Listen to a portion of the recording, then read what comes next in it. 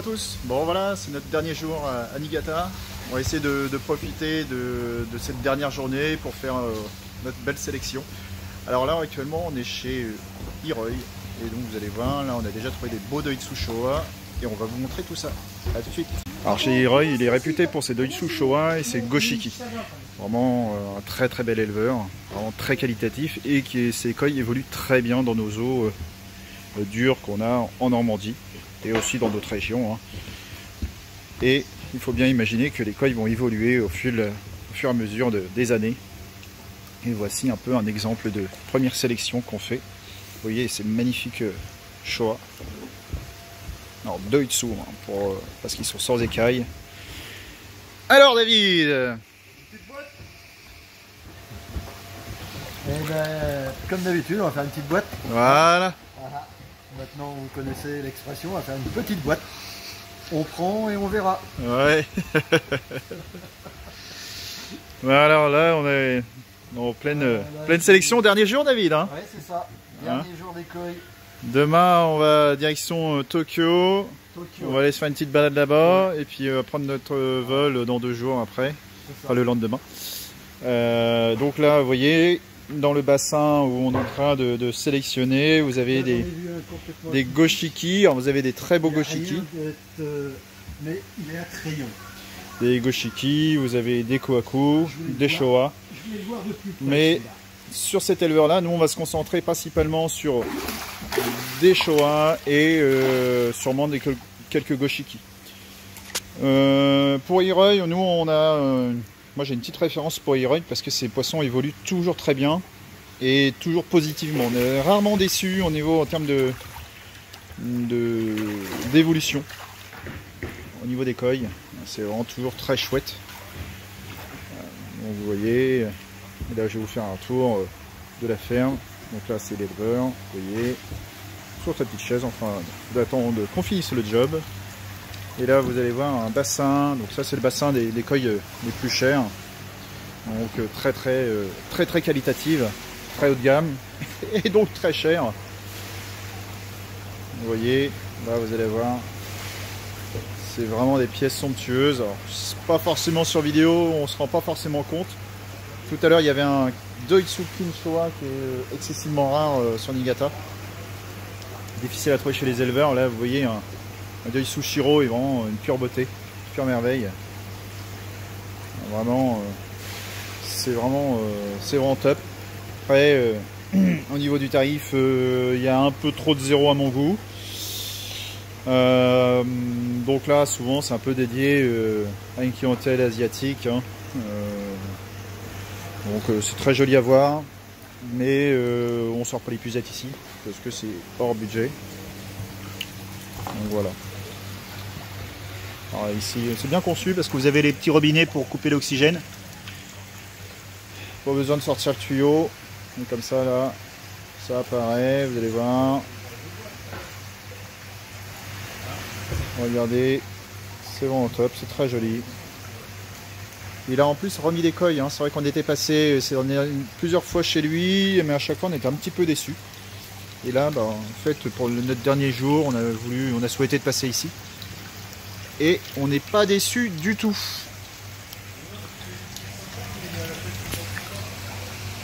Allez, on continue notre sélection et on reviendra après.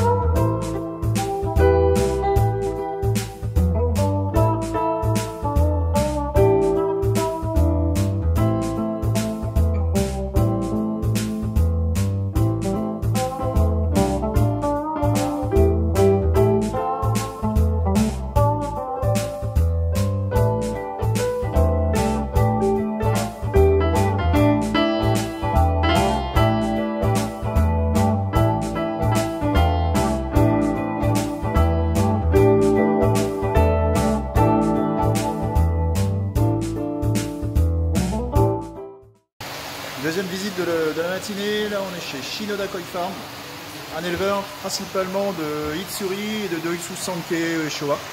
Et bien sûr, des Doitsu Plateau.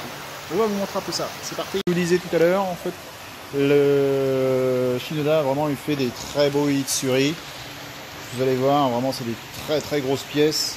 Je pense que c'est même l'éleveur qui fait les plus gros Itsuri à Niigata. Et c'est vraiment des mastodontes. C'est impressionnant par rapport à la taille. Vous voyez, on est sur des koi qui font 95 cm au bas mot. Hein. Vraiment très massif, très large. Vous voyez. Donc c'était la référence. Hein. Il y a une dizaine d'années, hein, Shinoda c'était vraiment la référence du Itsuri. C'est vrai que là maintenant il y a beaucoup d'éleveurs qui sont lancés dans l'Itsuri, on les retrouve un petit peu partout. Bon, c'est vrai que ici c'est quand même, voilà, il a quand même gardé sa lignée, il a quand même eu un savoir-faire qui est, voilà, qui est très réputé. Et c'est vrai que celui qui veut se fournir en Itsuri, très grosse pièce, je pense que ça peut être très intéressant. Vous voyez en fait là, un peu pour vous donner une ordre d'échelle de taille. Alors je sais que c'est pas évident par téléphone, mais c'est très gros. Allez, on continue un petit peu la balade. Comme je vous dis, c'est notre dernier jour. Alors j'essaye de vous faire partager un maximum, même si c'est pas forcément toujours évident pour moi, mais c'est important pour vous. Alors vous voyez encore un bassin. Là ici les Tosai Itsuri. Alors vous voyez, hein, ils sont un peu jaune orangé. Et vous voyez ce que ça donne plus tard. Il y a toujours une évolution hein, au niveau des termes de couleur. Les Kohaku, quand ils sont jeunes, eux ils sont jaune clair, blanc et jaune clair. Et après bien sûr ça devient au rouge.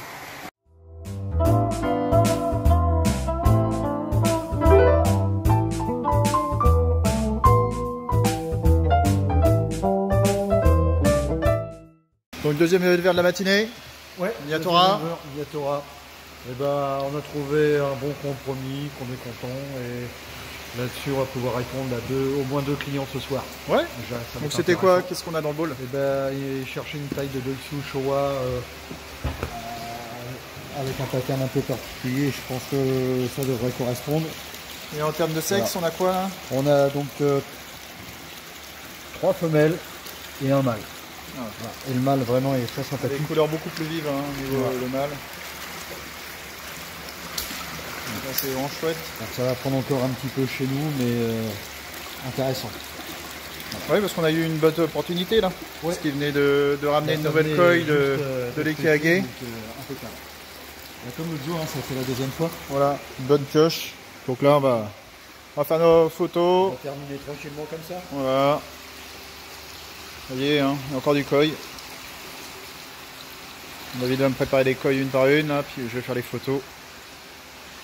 Voilà, un bel établissement. Hein. Avec des koi toujours très... donc un beau body, une belle croissance. Hein. Toujours très joli chez lui. Allez, on attaque. C'est parti. Alors, on continue notre visite. Là, on est arrivé chez Oshikin. Ouais. Et chez Oshikin, on a fait quoi? Eh ben, on a mis un Azukari donc avec un Tansho Showa.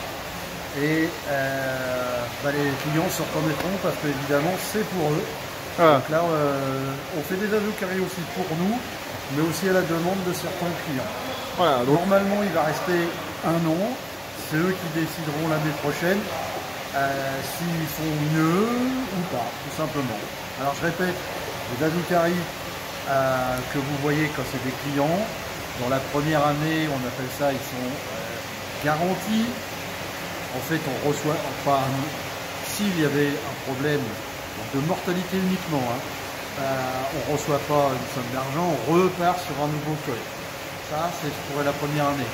La deuxième année, par contre, évidemment, le koi sera encore nettement supérieur en grosseur, body, taille, mais c'est au risque du client. Voilà. Ça se passe relativement souvent très bien, mais il faut toujours l'expliquer quand même, c'est super important. Voilà, donc il y a toujours une part de risque sur un Azukari. Il faut être conscient. On ne peut pas toujours gagner, par contre, quand vous gagnez, vous êtes content parce que vous achetez un koi pas forcément trop cher. Oui, quand même. Ah. C'est pas sur un Isai premier budget. Pas sur un Isai à premier prix quand même, voilà. Évidemment. On part souvent sur un budget de 3-4 000 euros. 3-4 000 euros à peu près minimum. Voilà. C'est pas tout simplement, c'est pas nous qui ne voulons pas faire des Azukari. C'est tout simplement l'éleveur qui ne veut pas faire d'Azukari. Ils ont tellement que si on met pas une certaine valeur dans un poisson, bah, à l'heure actuelle, c'est simple, ils n'ont plus rien à faire. Voilà, ils ont directement s'est refusé parce qu'ils ne disposent pas suffisamment de place. Donc il faut comprendre que. Mis en place cette année. Donc là, Nocturne Showa, il est caché là-dedans. Il suffit de le trouver. Il est. Vous voyez, c'est pas si facile. Vous voyez, il y en a un là, mais c'est pas le nôtre. Non, il est là-bas, au fond. Voilà, ici, vous voyez, mais de toute manière, vous allez le voir dans quelques secondes, il est dans un bowl et vous allez pouvoir voir notre magnifique koi. Voilà, bon allez, à bientôt.